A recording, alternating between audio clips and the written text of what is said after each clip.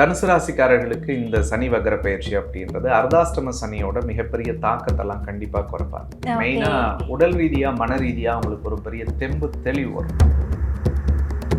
மறைமுகமாக போட்டி இருந்துக்கிட்டே இருக்குங்க, என்னை சுற்றி எல்லாருமே விமர்சனம் பண்ணிக்கிட்டே இருக்காங்கன்னா அந்த விமர்சனங்கள்லாம் குறைய ஆரம்பிக்கும். கல்யாண வயசில் இருக்கிறவங்களுக்கு சுபகாரியங்கள் கூடி வரக்கூடியதாக இருக்கும்.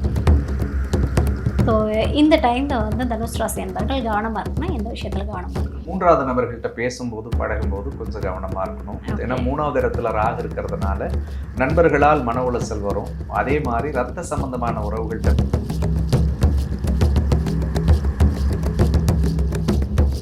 தனுஷ் ராசி என்பவர்கள் சார்,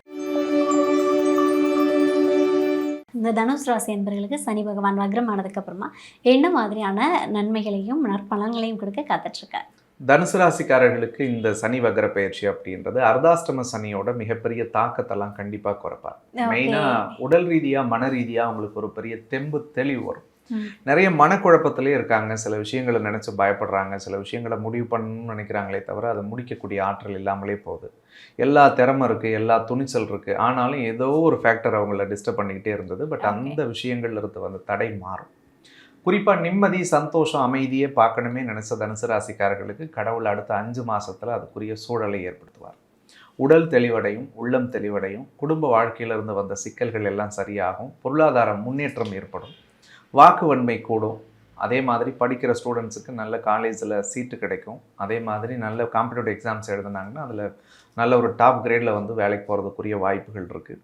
நண்பர்களால் இருந்து வந்த கருத்து மோதல் சரியாகும், விலகிய நண்பர்கள் விரும்பி வருவாங்க. வீடு வாகனம் தொழில் சார்ந்த விஷயங்கள்ல இருந்து வந்த தடைகள் எல்லாம் சரியாகும். பிஸ்னஸ் ஸ்டார்ட் பண்ணலாம். ஒரு வீடு கட்டி முடிக்கப்படாமல் இருந்துச்சுன்னா அந்த வீடை கட்டி முடிப்பாங்க. வண்டி வாகன பழுதுகள் இருந்துச்சுன்னா அதை தூக்கி போட்டு புது வண்டி அமைகிறதுக்குரிய வாய்ப்புகள் இருக்குது. தனுசுக்கு மெயினாக அந்த சனி வக்ரத்தில் கடன் சுமைகள் குறையும். உடல் ரீதியாக நோய் எதாக இருந்துச்சுன்னா அது சரியாகும். மறைமுகமாக போட்டி இருந்துக்கிட்டே இருக்குங்க, என்னை சுற்றி எல்லாருமே விமர்சனம் பண்ணிக்கிட்டே இருக்காங்கன்னா அந்த விமர்சனங்கள்லாம் குறைய ஆரம்பிக்கும். இல்லற வாழ்க்கையிலிருந்து வந்த கஷ்டங்கள் மாறுபடும். கணவன் மனைவிக்குள்ள அன்பு அந்யோன்யம் பாசம் பெருகும். கல்யாண வயசில் இருக்கிறவங்களுக்கு சுபகாரியங்கள் கூடி வரக்கூடியதாக இருக்கும். தந்தையினுடைய உடல்நலத்தில் மட்டும் கொஞ்சம் கவனமாக பார்த்துக்க வேண்டியது நல்லது. தனுசு ராசிக்காரர்களுக்கு 10வது இடத்துக்குரிய பட்டமும் பதவியும் பொறுப்பும் புகழும் சனி வக்ரத்தால் கண்டிப்பாக கிடைக்கும். இந்த லாஸ்ட் 2-3 வருஷமாக நான் வேலைக்கே போகலைன்னா வேலை கிடைக்கும். வேலையில் சும்மா ஒரு டம்மியான வேலையில் இருக்குன்னா நல்ல வேலை கிடைக்கும். ஒரு ப்ரமோஷன் வேணும்னா கண்டிப்பாக கடவுள் அவங்களுக்கு கொடுப்பாரு. ஸோ ட்ரான்ஸ்ஃபர் வேணும்னா கிடைக்கும். நிறைய பேரோட வெளிநாட்டு கனவுகள் சக்ஸஸ் ஆகும். பிஆர் ரிலேட்டடாக இஷ்யூஸோடு ஓடிட்டு இருக்கிறவங்களுக்கெல்லாம் கண்டிப்பாக பிஆர் கிடைக்கும். விரும்பிய நாடுகளில் அமரக்கூடிய வாய்ப்புகள் இருக்குது. ஒட்டு மொத்தத்தில் தனுசு ராசிக்கு அர்த்தாஷ்டம சனியினுடைய கஷ்டத்திலிருந்து மீண்டு வந்து வாழ்க்கையில் ஜெயிக்கக்கூடிய ஒரு அற்புதமான காலம். சூப்பர். 2 விஷயம் எனக்கு ரொம்ப பிடிச்சிருக்கு. கண்டிப்பாக அது அவங்களுக்கு நடந்தால் நல்லாயிருக்கும் அப்படின்னு நினைக்கிறேன். ஏன்னா நோயற்ற வாழ்வே குறைவற்ற செல்வம்னு ஒரு பழமொழி உண்டு சார். அதே மாதிரி இந்த நோயிலிருந்து விடுதலையும், கடன் இல்லைனாலே பாதி நோய் வராது நிறைய மனுஷங்களுக்கு. ஸோ இந்த 2லேருந்தும் ரிலீஃப் கிடைச்சாலே நிறைய மனுஷங்க ஹாப்பியாக இருப்பாங்கன்னு நான் நம்புகிறேன். ஸோ இந்த டைமில் வந்து தனுஷ் ராசி என்பவர்கள் கவனமாக இருக்கணும். எந்த விஷயத்தில் கவனமாக இருக்கணும்? தனுசு ராசிக்காரர்கள் 3வது நபர்கள்ட்ட பேசும்போது பழகும்போது கொஞ்சம் கவனமாக இருக்கணும். ஏன்னா 3வது இடத்துல ராகு இருக்கிறதுனால நண்பர்களால் மன உளைச்சல் வரும். அதே மாதிரி ரத்த சம்பந்தமான உறவுகள்கிட்ட பேசும்போது பழகும்போது கொஞ்சம் விட்டு கொடுத்து போங்க. அப்படி இல்லாட்டி அதுலேயும் தேவையில்லாத சில கருத்து முரண்கள் ஏற்படும். முன்னாடி சொன்ன அப்பாவோட உடல் நலத்தில் கொஞ்சம் ஜாகிரதையாக பார்த்துக்கணும்னு சொன்னேன். ஸோ தந்தையோட தேவையில்லாத தர்க்கங்களை தவிர்ப்பது நல்லது. அவ்வப்போது அவங்களுக்கு சின்ன சின்ன மருத்துவ செலவுகள் வரும், அதில் மட்டும் கொஞ்சம் கவனமாக பார்த்துக்கணுன்றது என்னுடைய ஒரு அன்பு வேண்டுகோள். Okay, super sir. விட்டு கொடுத்து போகிற யாருமே கெட்டு போகிறதில்ல, அருமை. ஸோ இவங்க எந்த கடவுள் வழிபாடு எடுத்துக்கிட்டால் சிறந்ததாக இருக்கா? தனுசு ராசிக்காரர்களை பொறுத்த வரைக்கும் வியாழக்கிழமை அன்னைக்கு தட்சிணாமூர்த்தி வழிபாடு இவங்களுக்கு ரொம்ப நல்ல பலன்களை தரும். ஸோ குரு பகவானாக இருக்கக்கூடிய தட்சிணாமூர்த்தியை வியாழக்கிழமை அன்னைக்கு போயிட்டு ஒரு கொண்டக்கடலை மாலை வாங்கி இந்த சாமிக்கு போட்டு வழிபடலாம். அப்படி இல்லாட்டி கொண்டக்கடலையை சுண்டலாக படைச்சு கொண்டு போய் அந்த சாமிக்கு படைச்சிட்டு இவங்க கையால் ஒரு 10 பேர்த்துக்கு கொடுக்கும்போது அஷ்டமத்து குருவால் ஏற்படக்கூடிய பல பாதிப்புகள் விலகும். இவங்களுக்கு வரக்கூடிய வீண் சொல் படியிலிருந்து இவங்க தப்பிச்சுக்கலாம். ஓகே, குரு பகவானை கெட்டியமாக பிடிச்சிக்கணும். So super sir. தனுஷ் ராசி என்பவர்களுக்கு வந்து சனி வக்ர டைமில் வந்து எப்படியெல்லாம் இருந்தால் அவங்களுக்கு சேஃப் அப்படின்னு சொல்லிட்டு ஒரு அற்புதமான பலனை கொடுத்துருக்கீங்க. Thank you so much sir. நன்றி. சனியினுடைய வக்ரம் அப்படின்றத விட பொதுவாக நவகிரகங்கள் வக்ரம் அடையும் பொழுது தன்னுடைய இயல்பான இயக்கத்திலிருந்து பின்னோக்கி இயக்கத்துக்கு போகிறது தான் வக்ரம் அப்படின்னு சொல்லுவோம். சுபகிரகங்கள் வக்ரம் அடைஞ்சதுன்னா அசுப பலன்களை செய்யும்.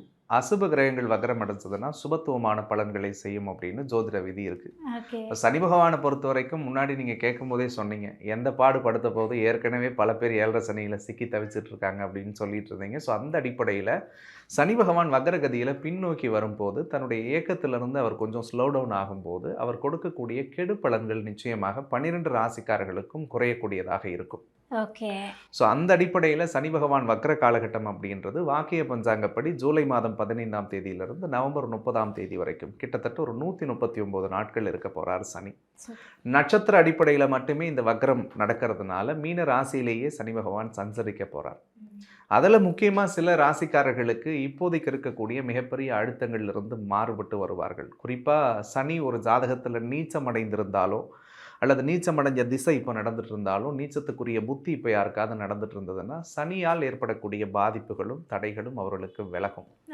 அதில் முக்கியமாக பார்க்கும் பொழுது இந்த சனி வக்ர பெயர்ச்சியில் ஒரு பெரிய ரிலீஃப் அடையக்கூடிய ராசிகளா, அதாவது ஒரு நிம்மதி பெருமூச்சு விடக்கூடிய ராசிகள்னு கூட நீங்கள் தம்ப்நெயில் வைக்கலாம். ஸோ அப்படி இருக்கக்கூடிய ராசிக்காரர்களில் மேஷ ராசிக்காரர்களுக்கு இந்த 7.5 சனியினுடைய தாக்கம் என்பது குறையக்கூடிய அடிப்படையில் இருக்கும். கிட்டத்தட்ட இந்த 5 மாதமாக மேஷராசிக்காரர்கள் வேலை, தொழில், பண விஷயங்களில் நிறைய சவால்களை அனுபவிச்சிருப்பாங்க. உடல் ரீதியாக மன ரீதியாகவும் நிறைய நெருடல்களை சந்திச்சிருப்பாங்க. அந்த வழிகளிலிருந்து அவர்கள் மாறுபட்டு 7.5 சனி கொஞ்சம் இல்லாமல் இருந்தால் நம்ம வாழ்க்கை எப்படி இருக்குமோ அந்த மாதிரியான ஒரு பாதைக்குள்ளே மேஷராசிக்காரர்கள் அனுகூலமாக நகர்றதுக்குரிய ஒரு வாய்ப்பை இந்த சனி வக்ரம் அவர்களுக்கு ஏற்படுத்தும். அதற்கு அடுத்தது முக்கியமாக சிம்ம ராசிக்காரர்கள் கிட்டத்தட்ட இந்த சனி ஆரம்பித்ததுலேருந்து இந்த ஒரு 4-5 மாத காலங்களாக தூக்கம் இல்லாத, நிம்மதி இல்லாமல், சந்தோஷம் இல்லாமல், குடும்ப வாழ்க்கைக்குள்ளே பல நெருக்கடி, பல உளைச்சல், மன அழுத்தத்தோடு வாழ்ந்துட்டு இருக்கக்கூடியவர்களுக்கு ஒரு மிகப்பெரிய ரிலீஃபை கடவுள் கொடுக்க போறார். நிறைய பதட்டமும் பயமும் குழப்பமும் சிம்மராசிக்காரர்கள் மனசுல இருந்துகிட்டே இருந்தது. எந்த முடிவுகளை கூட அவங்களால தெளிவாக எடுக்க முடியாமல் இருந்தாங்க. அந்த கவலைகள்ல இருந்து மாறுபடக்கூடிய ஒரு அற்புதமான காலம். குறிப்பாக அஷ்டமத்து சனியினுடைய அத்தனை பாதிப்புகளும் சிம்மராசிக்காரர்களுக்கு குறையக்கூடிய அடிப்படையில் இந்த சனி வக்ரம் இருக்கும் அப்படின்னு சொல்லலாம். அதற்கடுத்தது தனுசு ராசிக்காரர்களுக்கு அர்த்தாஷ்டம சனி ஆரம்பித்து இந்த ஒரு 5 மாதமாக நிம்மதி இல்லாமல், அமைதி இல்லாமல், ஒரு இடத்துல ஸ்டேபிளாக உட்கார முடியல சார், எல்லாம் இருக்குது, அரிசி இருந்து, பருப்பு இருந்து, அறுசுவையோடு சாப்பாடு இருந்து கூட வீட்டில் நிம்மதியாக கஞ்சி குடிச்சிட்டு படுத்து தூங்க முடியலன்னு சொல்லி வருத்தப்பட்டிருப்பாங்க இல்லையா? அந்த கவலைகளும் சூழல்களும் மாறக்கூடிய அடிப்படையில் தனுசு ராசிக்காரர்களுக்கு கடவுள் அர்த்தாஷ்டம சனி தாக்கத்தை குறைக்க போகிறாருன்னு சொல்லலாம். ஸோ அவங்க வீட்டில் கொஞ்சம் நிம்மதி, சந்தோஷம், அமைதி எல்லாம் பெருகக்கூடிய ஒரு காலமாக இருக்க போகிறது. அதற்கடுத்தது கண்டகத்து சனி நடக்கக்கூடிய கன்னி ராசிக்காரர்கள் உடல் அளவிலும் மனதளவிலும் நிறைய சோர்ந்து போயிருப்பாங்க. ஸோ எந்த விதத்துலையும் தெளிவாக யோசிக்க முடியலையே, தெளிவான பாதைக்குள்ளே போக முடியலையே, அல்லது நிறைய நம்பிக்கை துரோகத்தையும் உறவுகளுக்குள்ள ஏமாற்றத்தையும் இழப்புகளையும் சந்தித்தவர்கள், அல்லது பர்சனல் லைஃப்னு சொல்லக்கூடிய ஃபேமிலியில் கூட நிறைய அழுத்தங்களை, பிரச்சனைகளை சந்திச்சுட்டு வந்திருக்கக்கூடியவர்களுக்கு இந்த ஒரு சனி கண்டகத்திலிருந்து வக்ரம் அடைகிறதுனால இறைவனுடைய அருளோடு அவர்களுக்கு நல்ல பலன்களை தரக்கூடிய அடிப்படையில் இருக்கும். இந்த 4 ராசிக்காரர்களுக்கு சனியினுடைய அதீத தாக்கம் இருக்கிறதுனால இவங்களுக்கு முதன்மையாக நற்பலன்களை பார்க்கக்கூடியவர்கள் அப்படின்றத விட முன்னாடி சொன்ன நிம்மதி பெருமூச்சு விடக்கூடியவர்கள்னு சொல்லலாம். ஸோ இதே மாதிரி 12 ராசிக்காரர்களுக்கும் சனி பகவான் பார்வைப்படக்கூடிய 3 இடங்கள், சனிக்கு பொதுவாக 3 பார்வை, காரிக்கு 3, 7, 10 சொல்லுவாங்க. அந்த பார்வைப்படக்கூடிய இடங்களினுடைய தாக்கம் நிச்சயமாக குறையும். ஒவ்வொரு ராசிக்காரர்களுக்கு சனி பகவான் எங்கெல்லாம் பார்க்க போறாரு, அவர் பார்க்கக்கூடிய இடத்தில் இருக்கக்கூடிய பலன் என்ன, அதனால் அவங்களுக்கு இருந்த கெடுபலன்கள் எந்த வகையில் நல்ல விதமாக மாறப்போகுது அப்படின்றத பற்றி நம்ம விரிவாக வரக்கூடிய தொகுப்புகளில் பேசுவோம். அருமை. அதாவது மேஷராசியாக இருக்கட்டும், தனுசு, கன்னி, அதே போல் பார்த்திங்கன்னா சிம்மம், எல்லாருக்குமே ஒரு வழியாக சனி பகவான் வேறு வேறு பேரில் போயிட்டு ஒரு வழியாக பாடாப்படுத்திட்டு ஒரு ப்ரீத்திங் ஸ்பேஸ் கொடுத்துருக்காங்க. கண்டிப்பாக அதை இந்த 4 ராசிகளும் பயன்படுத்துவாங்க அப்படின்னு நான் நம்புகிறேன்.